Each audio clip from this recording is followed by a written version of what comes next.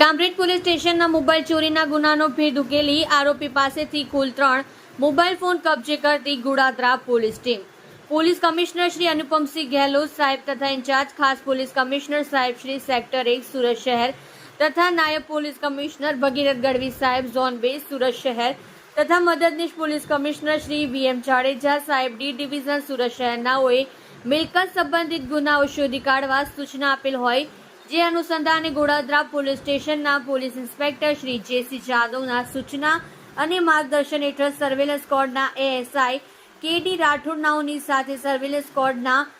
Police માણસો police station વિસ્તારમાં પેટ્રોલિંગમાં હતા. તે દરમિયાન આસિસ્ટન્ટ હેડ કોન્સ્ટેબલ હરવિજયસિંહ અનિરુદ્ધસિંહ તથા પોલીસ કોન્સ્ટેબલ હરેશભાઈ નરસિંહભાઈ નાઓને મળેલ કે કામરેજ ખાતે આવેલ ગલતેશ્વર મંદિરના તરણકુંડમાં લોકો નહાવા માટે પોતાનો સામાન તથા મોબાઈલ ફોન થેલામાં મૂકી નહાવા માટે જતા ત્યારે આ થેલીમાંથી મોબાઈલ ફોન કબજે કરી હતા.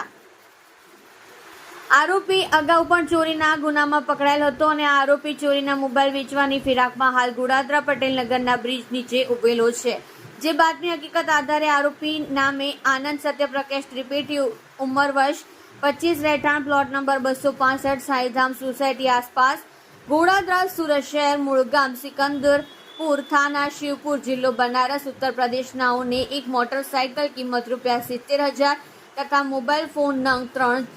ના કુલ કિંમત 40,000 મળી કુલ કિંમત ₹1,10,000 ની મત્તાના સાથે પકડી પાડી પ્રશંસનીય કામગીરી કરેલ છે.